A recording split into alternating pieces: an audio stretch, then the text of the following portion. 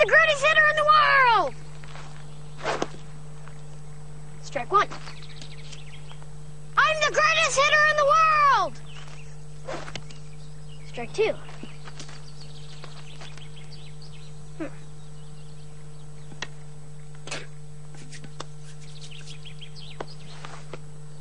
I'm the greatest hitter in the world.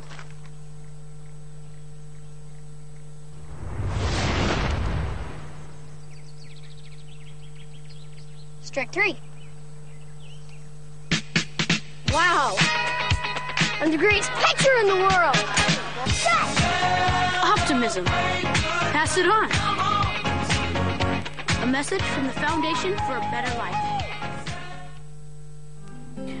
Wah, luar biasa ya. Nggak kena, tapi dalam imajinasinya tetap harus optimis. Itu anak apa yang kayak gitu tuh, Ayah?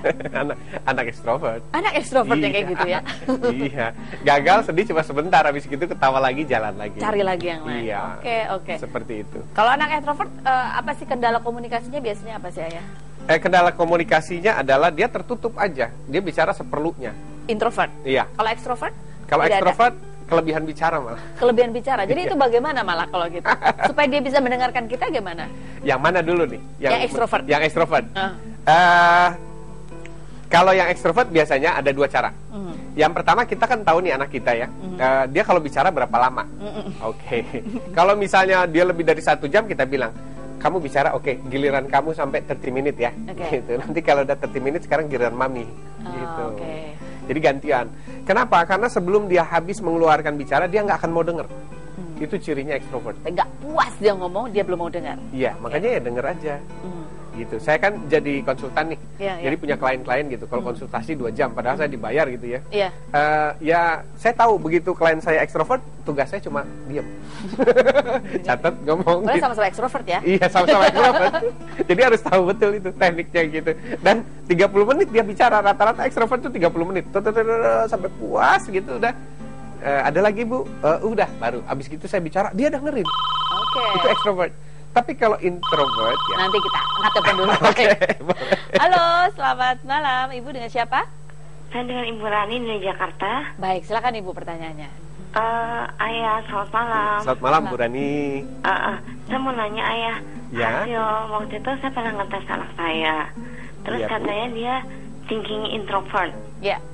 Tapi menurut saya sebagai orang tua yang tiap hari sama dia, kok dia ekstrovert gitu. Apa yang membuat Ibu berpikir bahwa anak Ibu ekstrovert, Bu? Karena dia easy going banget sama orang baru tuh. For him is not a problem sama sekali gitu loh. Iya, oke. Sama baik sama yang seumur dia maupun lebih tua, dia nggak cepat dekat ya. Iya. Terus udah gitu yang kedua Ayah, maaf nih nanya banyak. Iya Bu. Tadi saya ikutin dia les kan. Terus dari gurunya saya tahu kalau dia tuh di kelas suka gaya kayak perempuan gitu. Anak saya tuh laki-laki, umur 5 tahun. Yes. Dia kayak perempuan tuh persisnya seperti apa?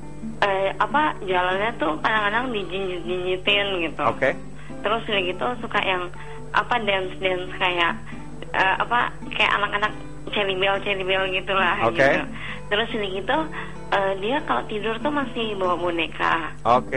Dan dia kurang suka tuh kayak sepak bola, yang laki-laki yang benten gitu-gitu dia nggak suka. Seni ya? Gitu. Apakah saya mesti worry tentang hal yang kecenderungan dia jadi kayak perempuan atau gimana ya?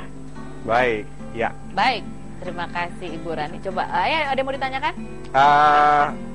Sorry tadi di awal saya nggak catch itu yang yang menyatakan dia introvert itu dari mana Bu sumbernya? Stephen Ayah. Tes begitu? Iya, thinking introvert gitu. Oke.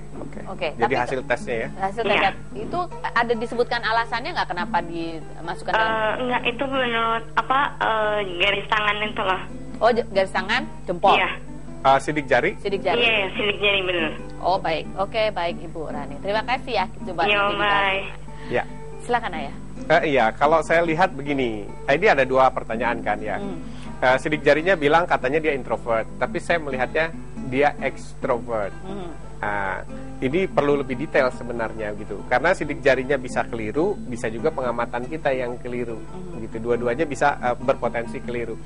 Hanya kalau kita lihat dari penjelasan terakhir, ya, anaknya misalnya lebih melankolis, sensitif, kemudian lebih ke art and science, itu biasanya kecenderungannya introvert. Biasanya kecenderungan introvert first kombinasinya sama flegmatis. Jadi sebenarnya adalah dia introvert yang sedikit pandai bergaul karena ada unsur flegmatisnya. Gampang mudah dekat dengan orang. Iya, gampang mudah dekat orang dan tidak keras karena kombinasinya sama itu. Tadi seperti yang pertama itu ya, melankolis, flegmatis. Nah kemudian kita sudah tahu itu karena kombinasinya seperti itu, jadi lahiriahnya begitu. Gitu.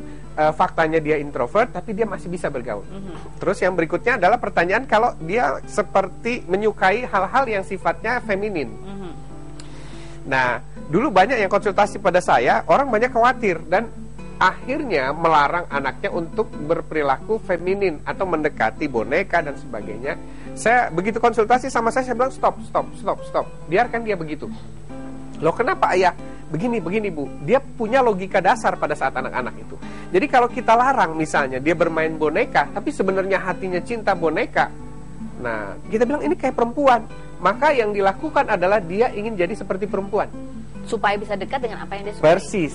Jadi dia tetap ingin dekat dengan itu, gitu. Jadi akhirnya terapi saya waktu itu adalah sekarang begini caranya, biarkan dia tetap main apa yang dia sukai. Apa yang dia sukai, apakah itu boneka, apapun. Apa ngedance ala-ala girl band atau boy band. Iya, dan sebagainya. Nah, berikutnya adalah baru kita jelaskan tentang sistem gender. Gitu. Jadi kalau misalnya gender, kadang-kadang anak segitu kan masih bingung dia masalah gender gitu ya. Dia pikir kan laki-laki sama perempuan sama dan nggak ada salahnya berlaku seperti itu gitu. Baru kita jelaskan sistem gender dan sebagainya, mulai laki-laki, kemudian kita berikan perbandingan tontonan. Bisa jadi karena memang yang ditonton itu terus. Atau kawan mainnya banyak yang seperti itu. Jadi terpengaruh. Ya. Jadi sudah anaknya nggak suka pergaulan yang agak keras gitu. Biasanya kalau main sama teman-teman dia kalau dikerasin terus minggir. Nah terus akhirnya dia terpinggirkan ke wilayah anak-anak yang perempuan dan ternyata yang dia lihat aktivitasnya lebih seperti itu. Jadi bahaya kalau merasa dia nyaman di situ malah dilarang, bingung kan mau kemana dia? Iya, bingung dan efeknya adalah kalau gitu ya saya harus seperti perempuan aja. Perempuan aja gitu. Deh. Oke, baik. Jadi jangan dilarang ya, biarkan saja nanti pelan-pelan baru pelan-pelan baru dijelaskan dan dipengaruhi oleh teman-teman yang laki-laki, arahkan ke laki-laki dan sebagainya. Itu ada kasusnya. Nanti semakin tinggi usianya, semakin dia sadar gender, itu akhirnya biasa aja gitu. Oke, baik ayah. Kita masih akan melanjutkan perbincangan dan masih akan menjawab pertanyaan-pertanyaan Anda setelah yang berikut ini. Tetaplah bersama kami di Motivator.